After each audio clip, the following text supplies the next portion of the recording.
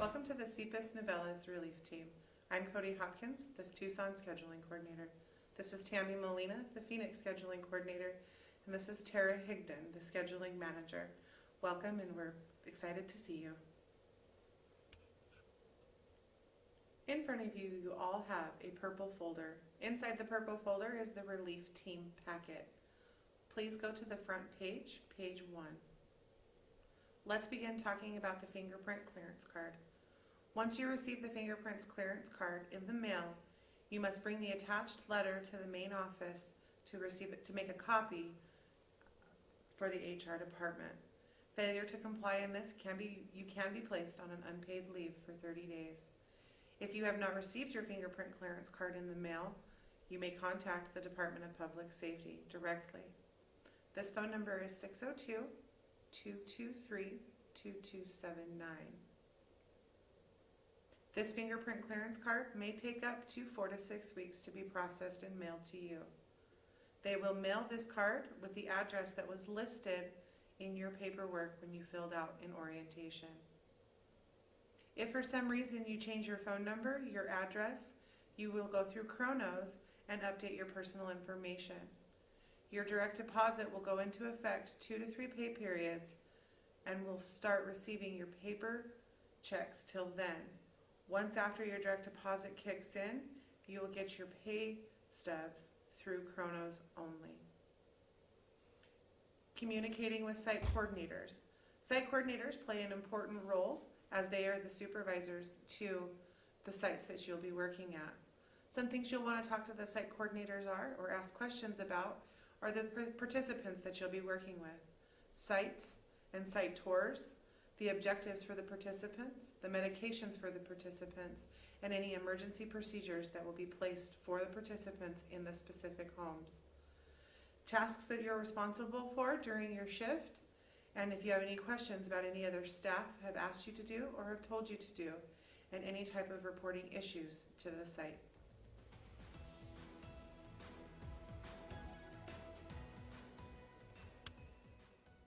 Let's take a look at the important duties you would do as a relief staff. We're there to support our participants first and foremost. We're never too busy to stop and deal with what a participant needs us for. Their health and safety is the most important. Remember, in some of the sites, this may mean helping with hygiene or mobility in addition to cooking, cleaning, sorting, and maybe doing their laundry with them. Engaging the participants in meaningful activities, and the general rule is to always engage with the participants when you come to the site.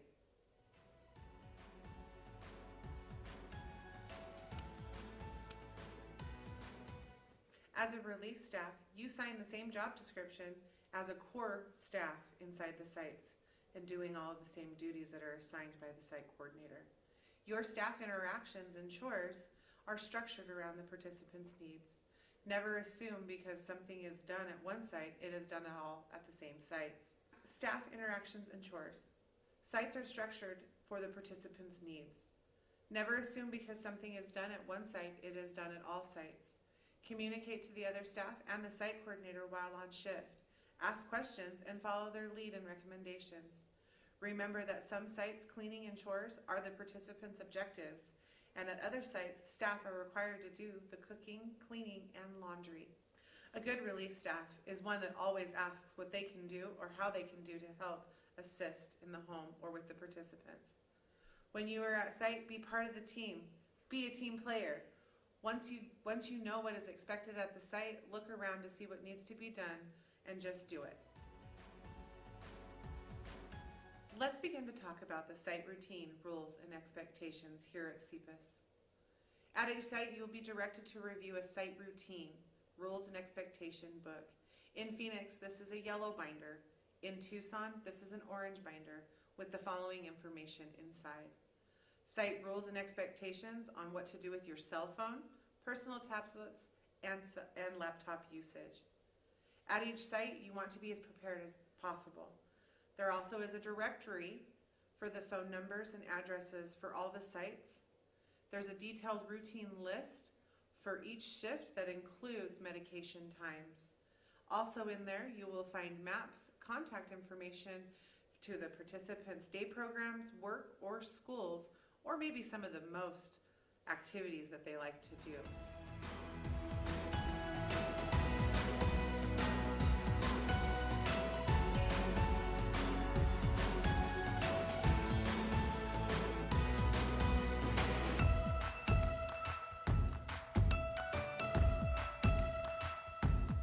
Let's begin to talk about some ways that you would like to interact with our participants. Talk with our participants. Find out their likes and dislikes.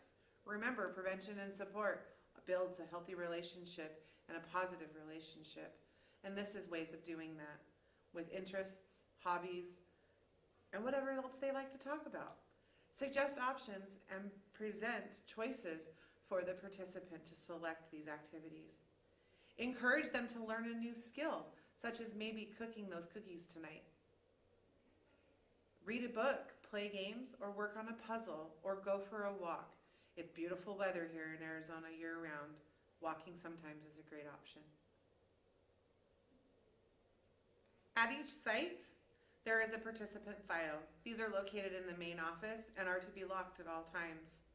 In these files for our participants, you will find the following information. An IHSO contains important information for the relief staff at a glance. The ISP includes the consumer's likes, dislikes, and what works for them and doesn't work for them. In training, you went over an ISP, so look sharp and be ready to see this inside the sites. You'll also notice the ISP objectives. These are certain goals that have worked upon for them to become more independent. We have the rights, health, and safeguards. This is the most important to remember because this will tell you things about if they have time in the community, within the residence alone, if they have access to medications or sharps. Some homes have sharps and medications locked. Medications are very important, and we want to make sure that we are talking and learning about what is prescribed and the reason for this medication. Also in their binder is a BTP. This is a behavior treatment plan.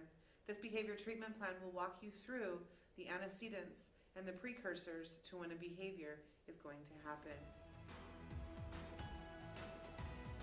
Let's talk about the communication log. This is a most important opportunity to learn what's going on inside the site, what's maybe happening with our participants, and how we can handle certain situations.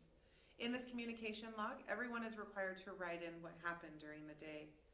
This could be if you went on a walk, what you served for dinner, what kind of hygiene, or any behaviors that you might have seen or exhibited from the participants inside this communication log. It is helpful to read. If you're new to the site, go back about 2 days. See what's been going on. If you're going to be there for a little bit longer, go back about maybe 5 days. Read what's been happening because you never want to be blindsided by a participant with asking certain questions. They may be answered in the communication log. Let's talk about medication administration. This is important. Our participants need these medications at certain times. Remember in your training about the 1 hour rule. That 1 hour rule states that you can give medication an hour before or an hour after. These medications you will be trained upon to do if you're going to be working at the site. If there is a senior staff member there or somebody who has been working there longer than you, they should be giving the medications because they may know the routine and how the participants like to take their medications. Go ahead, observe, pay attention, watch to see what the main staff is doing so that you can jump in later on after you've been trained on how to give medications. Remember those 5 rights, guys. We want to make sure that we're doing the 5 rights as well as making sure that they are being taken care of at the same time.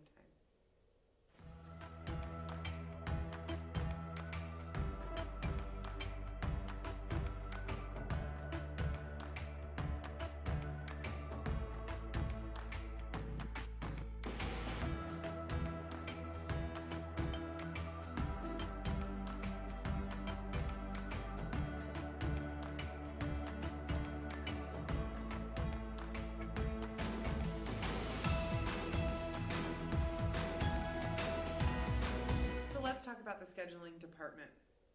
Some questions that you may have for us is if you have an issue with your paycheck. It is policy that direct care staff, such as yourself, don't contact payroll. This is me and Tammy's position, or even Tara Higdon. If you have a question about scheduling, hours, or general company policy, give us a call. We'll help you out. Also with any reporting, any issues at any of the sites. Remember, we're mandatory reporters.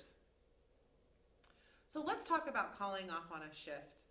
Calling off on a shift, you have to call the scheduling line. The scheduling line number is 602-659-3674. If you're going to call off for a shift, you must call 4 hours prior to the shift starting. The reason to call the scheduling department or the scheduling line after hours or on weekends are for immediate call-offs or immediate shift coverage. So let's talk about the scheduling department and the reasons why you would call. You want to pick up an open shift? That's great. It was sent out through a text message. Call us Monday through Friday between the hours of 8 and 5. If for some reason you need to call off for a shift, you must call 4 hours prior to the starting of your shift. The reason for the call off, and leave a message. If you're receiving text messages on the weekends, these text messages are for immediate shift openings for weekend call-offs. The most important thing to remember about calling the scheduling line is leave a message, and we will check those messages promptly and get back to you if we feel it is necessary. So let's begin to talk about time off and scheduling. Hey, you're a relief staff. The great part about being a relief staff, if you've got something coming up, such as a wedding, anniversaries, a birthday party, or it's going out of town, simply just don't schedule yourself for that time, but contact your scheduling coordinator in your region to let them know of the upcoming event. You must also work the shifts you've agreed to work. Since you have control over your own schedule, you're expected to cover all the shifts that you have agreed to. Please ensure that you are completely clear to work and aware of the location prior to agreeing to the shift. A new relief staff, give it a couple times, guys. 1 or 2 times at a site isn't enough. Sometimes working there 3 or 4 times in a row gives you a little bit better feeling of how that site rolls. Remember, we're working with persons. We're working with participants. They are humans and they have emotions. So just like you and I, sometimes they may have a bad day as well. Failing to complete a scheduled shift that you have agreed to can result into a corrective action and can include up to termination. Let's talk about corrective actions. If for some reason you receive a corrective action, you will be placed on a probation period. This probation period will last 90 days. During that probation period, you will be unable to transfer from one position to another. For the first time of missing a medication error, you'll be placed on a probation period for at least 6 months. The second medication error of administration will be a termination. So let's begin to talk about the CPES email. Many of us here inside CPES email, including me, Tammy, and Tara, use email quite a bit. This email is to check things that happen, maybe some events that are coming up through CPES, and sometimes your scheduling coordinator may be using the email to get a hold of you. If for some reason you're having issues with your email, don't hesitate to call the IT department. The phone number is listed in your packet. The email address is required for clocking in and out of Chronos. Later on, we'll be simulating how to use Chronos for you to get familiar with it before you go to site. So let's talk about cell phones and electronic devices. If you want to take a break or make a personal phone call, always check with the site coordinator or the staff before going on break. Cell phones are for only emergencies. These emergencies may be someone trying to get a hold of you. That may be an emergency, but we need to notify everyone in the home before just running and taking that call. Notify the site coordinator when you start the shift if you feel that you might be having an emergency. Otherwise, cell phones should be off at work. There is a CPES policy put in place for excessive cell phone use or talking or texting while on duty. If this is found or having issues, it could be grounds for termination. Let's talk about dress code. You must arrive to work prepared and ready to work in clean and comfortable clothes. Don't dress inappropriately for our participants. If a site coordinator feels that you are dressed inappropriately, they will send you home and ask you to change and come back to the site. So let's talk about what's appropriate. You must always have your employee ID badge. This employee ID badge will allow you to go into the sites. If you don't have this, a staff member may not let you in. So some pointers of where to keep this just in case you may need it. Gentlemen, put it in your wallet behind your driver's license. That way it's always on you. Ladies, we all carry purses. Keep it in your purse or something like that would be easy to access. Don't leave it in your car as the picture will fade and we need to make sure that we see your name and your picture. Clothing must be clean and free from rips and stains. Shorts must be appropriate length, no shorter than 4 inches above the knee. No low-cut spaghetti strap or muscle tees at work. No midriffs, no thongs or boxers on display either. That excessive jewelry, the big hoop earrings, that could cause a behavior or you could get damaged. No open-toed shoes. No shirts with profanity or inappropriate images. Please don't wear any excessive perfume or cologne, as the individuals or the coworkers that we support or work with may have allergies and sensitive noses. Personal hygiene for yourself is very important. For example, we need to lead that example for our participants and work with them. So deodorant is a must in those summer months when it reaches 110 degrees.